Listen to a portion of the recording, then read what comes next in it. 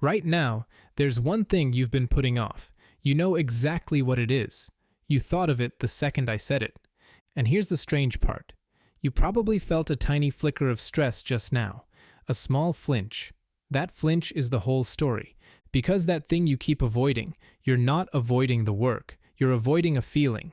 And once you see how that actually works, what the feeling is, where it comes from, and the embarrassingly small thing that switches it off. Just be more disciplined is going to sound as useless as it always secretly felt. You've been told a lie about yourself, probably for most of your life, that you're lazy, that you lack willpower, that if you just wanted it badly enough, you'd do it. You've maybe even said it about yourself in that quiet, disappointed voice.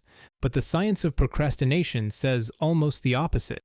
And the real answer is far more useful than try harder. So for the next few minutes, let's actually take this apart and put you back together by the end. Start here. If procrastination were really about laziness, it would be consistent. A lazy person avoids everything, but you don't. You'll happily pour 3 hours into something hard. A game, a hobby, helping a friend move, going down some random rabbit hole at 1 a.m. real effort. No problem. Then a 20-minute email sits there untouched for a week. That's not laziness. Laziness doesn't pick and choose. Something specific about certain tasks makes you flinch. And it isn't the difficulty. It's something underneath the task. Here's what's actually happening. The researchers who study this, Tim Feichel and Fuskia Sirois, put it bluntly. Procrastination is not a time management problem. It's an emotion management problem. When you look at a task, your brain doesn't just see work to do. It registers a feeling. Picture the actual moment. You sit down to start. You open the laptop.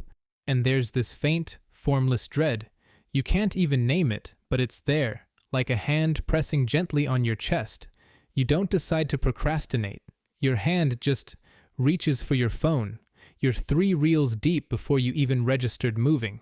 That's not a character flaw. That's your brain, which is wired, above almost everything else, to make bad feelings stop, grabbing the fastest relief it can find, and the relief is instant. That's the trap. You were never avoiding the report. You were avoiding how the report made you feel, and if you want to beat it, you have to get specific. Because a bad feeling isn't one thing, it's usually one of 4, and naming yours is half the battle. 1. Ambiguity.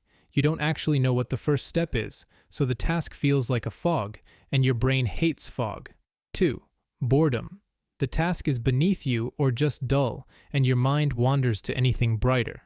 3. Resentment. Somebody else dumped this on you, and avoiding it feels like the only control you have. And 4. The big one. Fear.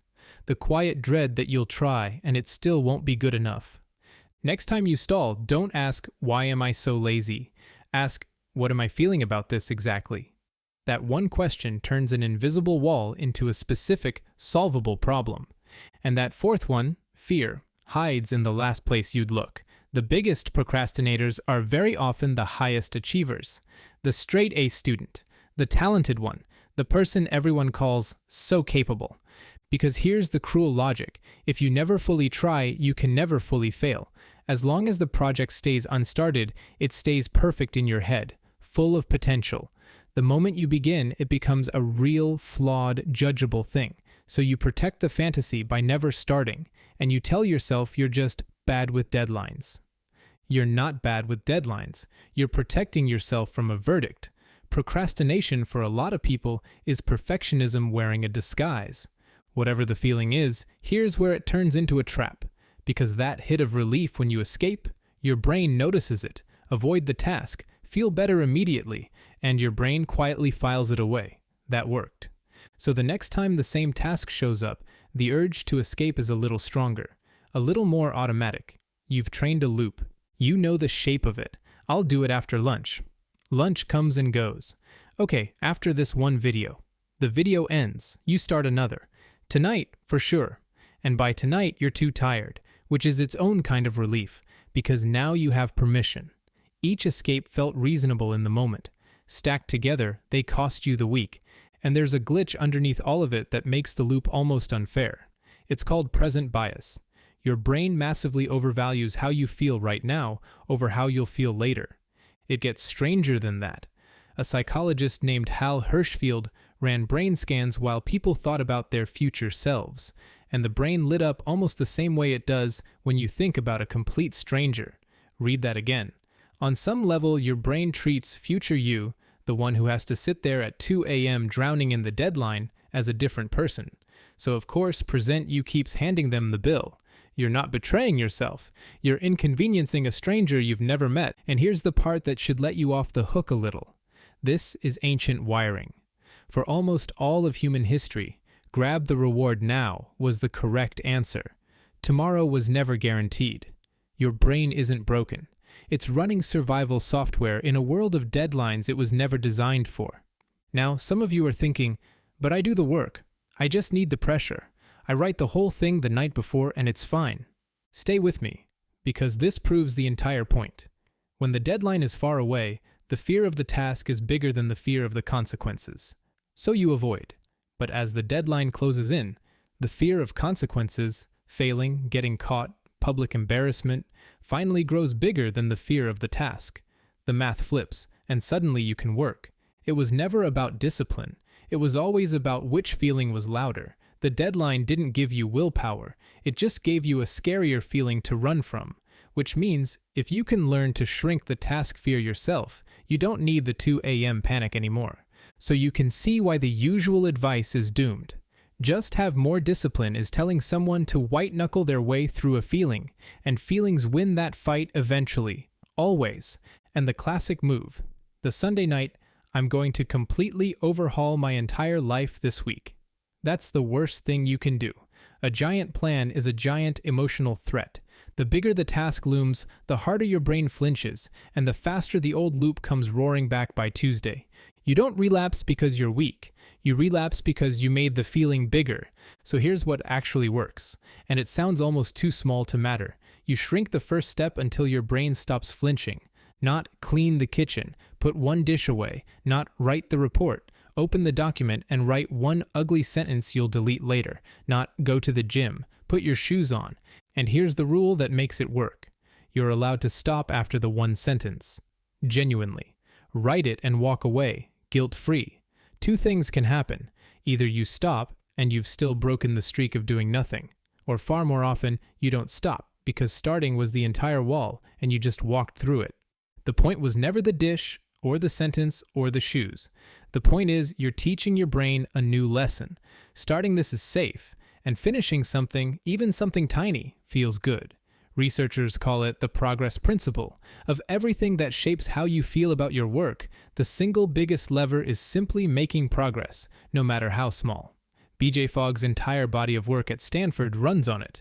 Make the behavior so small it's almost laughable, and you slip right past the part of the brain that resists. And a half-started task actually nags at you, the Zeigarnik effect. So once you begin, finishing gets easier, not harder. The flinch was guarding the doorway. Once you're through it, the room is fine. Once you've got the tiny first step, 2 upgrades make it almost automatic. First, stop relying on the moment. In the moment, the feeling always wins. So decide in advance, with a simple when-then plan, not I'll exercise more. Instead, when I pour my morning coffee, I will put on my running shoes. Psychologist Peter Gallwitzer found these when-then plans can double or triple follow-through because you've pre-made the decision. Your willpower never has to enter the room. Second, make the escape harder than the task. You don't have unlimited discipline, but you can design your environment so the lazy path is the productive one. Phone in another room on the far side of the door. The document already open when you sit down. The guitar out of its case. You're not trying to outmuscle the urge. You're making the urge inconvenient, and a slightly inconvenient escape loses to a frictionless start. One more piece, and it's the one almost everyone gets wrong. When you procrastinate and then call yourself lazy, worthless, pathetic, you think you're motivating yourself. You're doing the exact opposite. A study by Voll and Feichel found that students who forgave themselves for procrastinating before one exam procrastinated less before the next. And it makes sense now, doesn't it?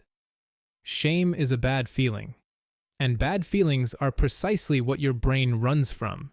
including by avoiding whatever task is tied to them. So every time you beat yourself up, you're quietly loading the next flinch. The self-attack isn't discipline, it's fuel for the loop. And here's what nobody tells you. When you break the loop on one small thing, it doesn't stay there. Each tiny win is a piece of evidence for the one belief that actually changes behavior. I'm someone who starts. Do that enough times and it stops being a trick you're using and becomes who you are. People around you notice it before you do. The clear desk was never the point. The point was getting yourself back. So let's go back to that thing you've been avoiding. You were never lazy. You were never broken. You've been running a loop your brain built to protect you from a feeling. And protecting you from feelings is, in nearly every other corner of your life, its job. The problem was never your character. It was the size of the step, the weight of the shame you piled on top of it, and a brain that keeps mistaking future you for a stranger. All three of those you can change. Not with more willpower, with less. With one dish, one sentence, one pair of shoes by the door. Do the smallest possible version, and do it for the stranger who's going to wake up as you tomorrow. They're counting on the version of you that exists right now. So tell me in the comments, what's the one thing you've been putting off? And which of the 4 feelings is really behind it? Just naming it out loud is a tiny win. And then, go do the smallest possible piece of it, right now, before the feeling talks you out of it.